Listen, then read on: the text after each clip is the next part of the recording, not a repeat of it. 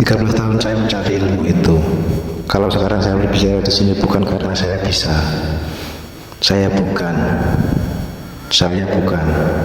Kalau saya dipanggil Ustaz, ya itulah karena banyak yang manggil saya. Karena saya pernah berjanji, suatu saat kalau saya bisa menemukan yang saya cari, saya akan wakafkan diri saya untuk menolong orang-orang yang pernah sama seperti saya. Saya dulu Allahu Akbar. Begitu Allahu Akbar, pikiran saya mulai berjalan ke mana-mana, mengingat pekerjaan saya, mengingat semua masalah hidup saya, rumah saya, mobil saya, kantor saya, kesibukan saya. Itu sholat saya.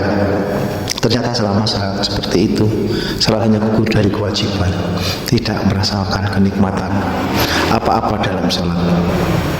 Hadirin kaum muslimin, kenapa salat itu 17 rakaat? Kenapa 17 rakaat?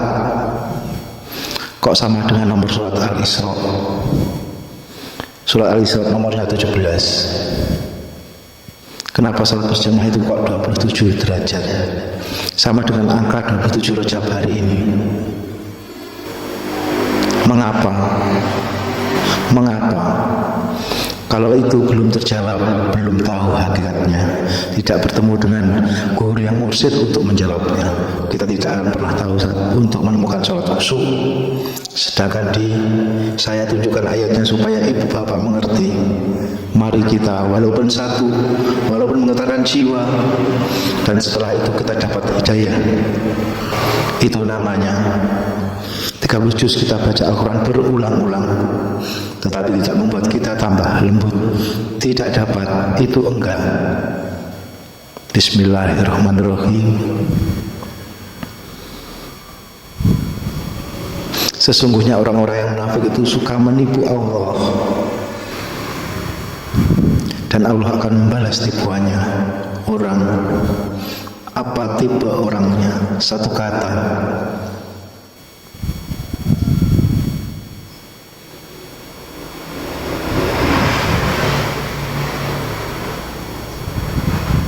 gusala itu bahasa Arab.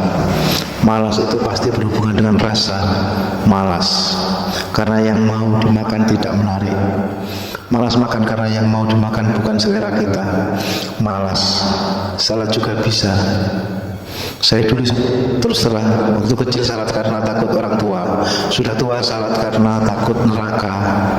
Bukan karena saya butuh, bukan karena saya merasakan kenikmatan sholat, bahkan saya tidak enak kalau tidak sholat, karena biasa.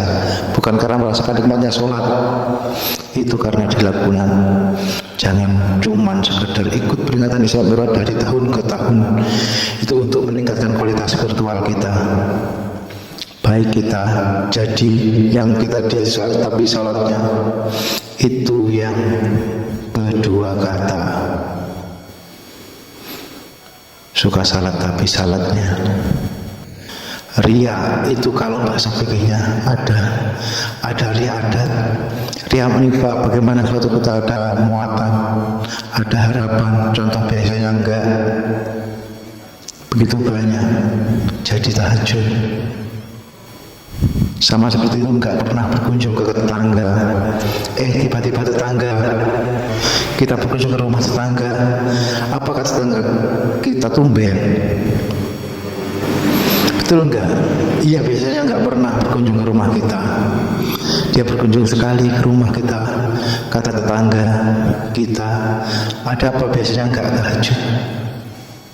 Ada masalah, kata malaikat. Tahajud yang dilakukan kalau ada masalah ini, tahajud yang itu biasa terjadi. Betul. Yang kedua, ria. Apa ria adat? Ria adat itu dilaksanakan sesuatu karena terjebak oleh biasa sholat, biasa jumatan, biasa terus begitu, tapi bisa mendapatkan manfaat apa-apa. Makanya kata orang, kalau kamu apa yang selalu kamu, maka kamu akan apa yang selalu kamu dapatkan.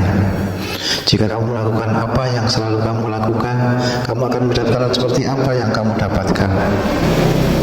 Sholat tidak nafasnya, di pikirannya, di gerakannya, di subhanallah. Ya, mengajarkan sholat pada ribuan orang yang tadinya nafasnya bengek, fungsi paru-parunya naik bisa sampai 60%, hanya paru-paru. Itu belum lagi gerakan-gerakan tangan yang luar biasa.